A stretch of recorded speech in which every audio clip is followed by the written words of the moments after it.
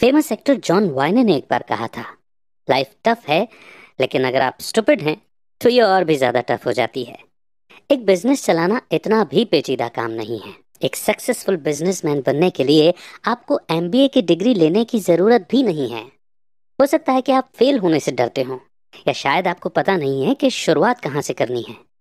अगर आप भी इन सवालों में उलझे हैं तो ये बुक आपके लिए है। ये सबसे प्रैक्टिकल और समझने में आसान बिजनेस बुक है। तो आज की ऑडियो बुक समरी है पर्सनल एमबीए, जिसे लिखा है जॉश कॉफमैन ने।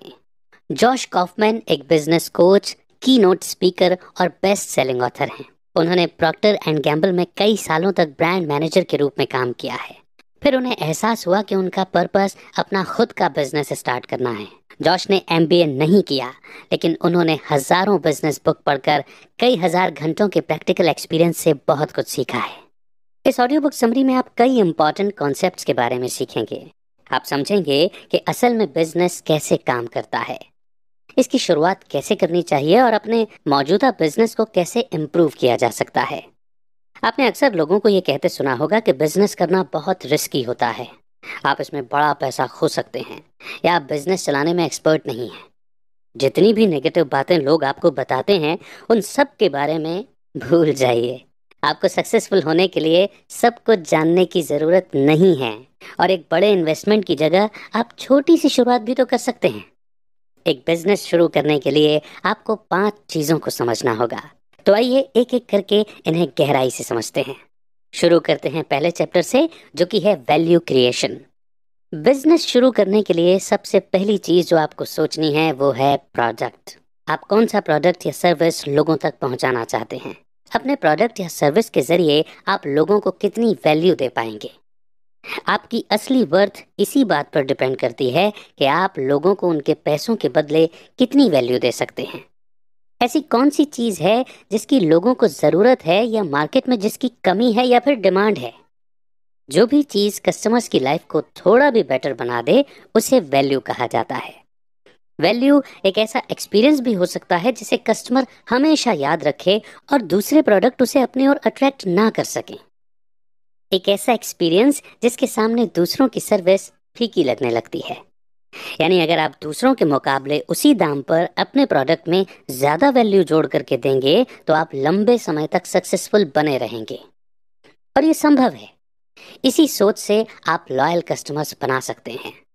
दुनिया के टॉप ब्रांड्स और बिजनेस ने इसी बात पर फोकस किया है। इसे और अच्छे से समझने के लिए आइए पहले बिजनेस को डिटेल में समझते हैं। बिजनेस एक लगातार चलने वाली प्रोसेस है, जो पहला डिमांड को समझकर प्रोडक्ट या सर्विस क्रिएट करके वैल्यू प्रोवाइड करता है। दूसरा, जो कुछ लोगों की जरूरत को पूरा करता है। तीसरा, प्रोडक्ट या सर्विस को ऐसे दाम पर बेचता है जिसे कस्टमर देने के लिए तैयार होता है। चौथा, एक ऐसा प्रोडक्ट बनाता है जो लोगों की उम्मीद पर खरा उतर सके। और पांचवा, इस तरह बिजनेस इतना प्रॉफिट कमा सकता है जिससे बिजनेस जारी रखने के लिए बिजनेसमैन को सोचना ना पड़े। ये 5 चीजें बिजनेस के इम्पॉर्टेंट पॉइंट्स हैं और एक दूसरे से जुड़े हुए हैं। पहला है वैल्यू क्रिएशन। इसमें कस्टमर की जरूरत को समझकर एक प्रोडक्ट या सर्विस बनाया जाता है। और दूसरा है मार्केटिंग। इसका मकसद होता है लोगों का ध्यान अपने प्रोडक्ट की तरफ खींचना और अपने बनाए हुए प्रोडक्ट की डिमांड को क्रिएट करना। तीसरा है सेल्स। इसमें आप अपना प्रोडक्ट कस्टमर्स तक पहुंचाते हैं, जिसके लिए वो उचित कीमत चुकाते हैं। चौथा है वैल्यू डिलीवरी। इस स्टेप में आपने जो वादा किया था वो वैल्यू और एक्सपीरियंस कस्टमर को देना, और इस बात का ध्यान रखना होता है कि आप उनकी उम्मीदों पर खरा उतरें। और पांचवा है फिनेंस।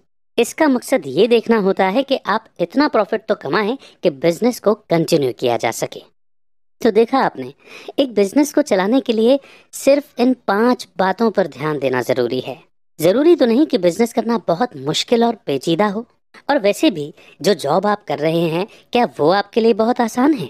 चाहे आपने फाइनेंस के सब्जेक्ट को स्टडी किया हो या नहीं, आप अमीर रहे हो या नहीं, आपके परिवार में कभी भी किसी ने बिजनेस नहीं किया हो, तब भी आप अपने दम पर बिजनेस की शुरुआत कर सकते हैं। अपने बिजनेस के इन 5 पॉइंट्स को पेपर पर लिखें, या आप एक सिंपल डायग्राम भी बना सकते हैं। अगर आपने इसे ठीक से कर लिया तो इसका मतलब है कि आप सही डायरेक्शन में बढ़ रहे हैं। इसका मतलब ये भी है कि आपके पास एक क्लियर बिजनेस प्लान है और वो बिल्कुल सक्सेसफुल हो सकता है।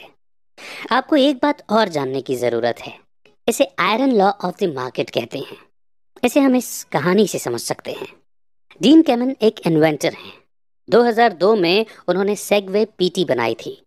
ये एक self balancing two wheeler scooter है जिसे उन्होंने $5,000 में बेचा था। डीन का कहना था कि उनका प्रोडक्ट ट्रांसपोर्ट इंडस्ट्री में एक रिवॉल्यूशन लाने की ताकत रखता था, ठीक वैसे ही जैसे कार के इन्वेंशन ने घोड़ों और बग्गियों की जगह ले ली थी।